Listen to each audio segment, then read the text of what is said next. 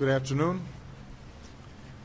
I want to thank Prime Minister Reinfeldt, Lena Bosner-Carosi, and Rabbi Naro for welcoming me here to the Great Synagogue, the heart of the Jewish community here in Stockholm. This evening is the first night of the Jewish high holidays, Rosh Hashanah. And for our Jewish friends, it's a time of joy and celebration, to give thanks for our blessings and to look ahead to the coming year. So to all our Jewish friends here in Sweden, in the United States, and around the world, especially in Israel, I want to wish you and your families a sweet and happy New Year. Shana Tova. Days such as this are a time of reflection, an occasion to consider not just our relationship with God, but our relationship with each other as human beings. We're reminded of our basic obligations, to recognize ourselves and each other, to treat one another with compassion, to reach out to the less fortunate among us, to do our part to help repair our world.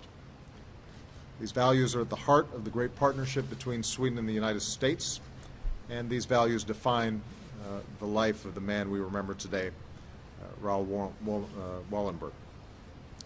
Now, last year we marked the 100th anniversary of Wallenberg's birth. I was proud to send my greetings to your ceremony here in Stockholm. Today we're honored to be joined by those who loved him and whose lives he touched.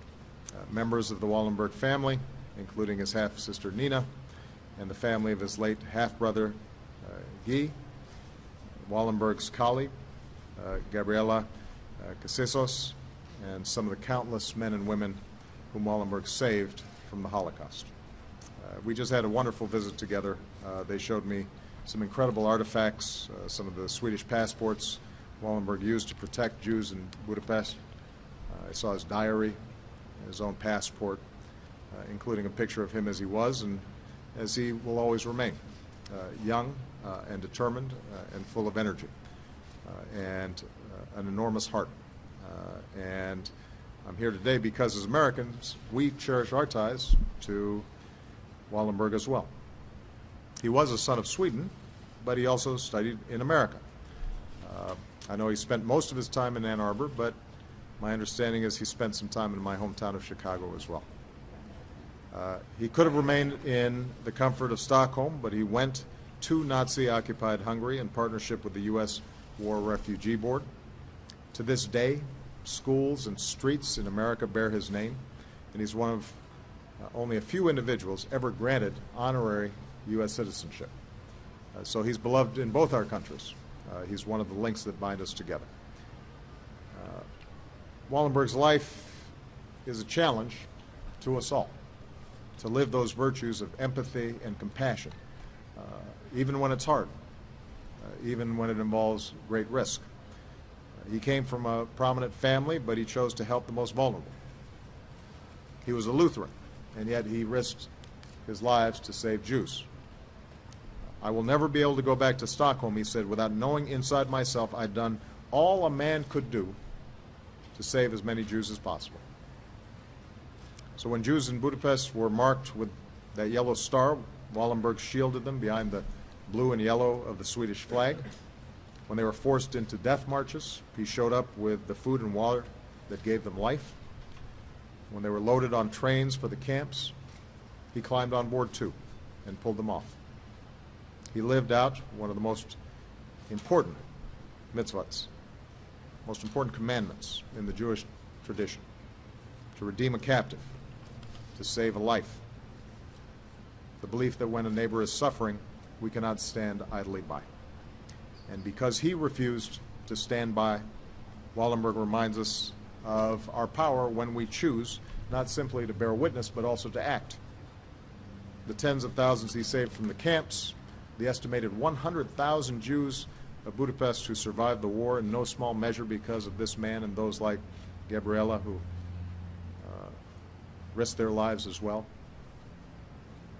It also calls to mind the compassion of Swedes who helped to rescue so many Jews from Denmark 70 years ago this year.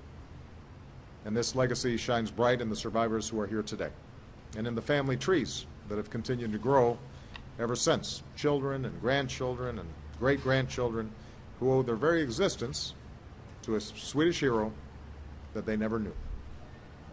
I cannot think of a better tribute to Raoul Wallenberg than for each of us as individuals and as nations to reaffirm our determination to live the values that defined his life and to make the same choice in our time. And so today we say that we will make a habit of empathy. We will stand against anti-Semitism and hatred in all its forms. We will choose to recognize the beauty and dignity and worth of every person and every child, and we will choose to instill in the hearts of our own children the love and tolerance and compassion that we seek.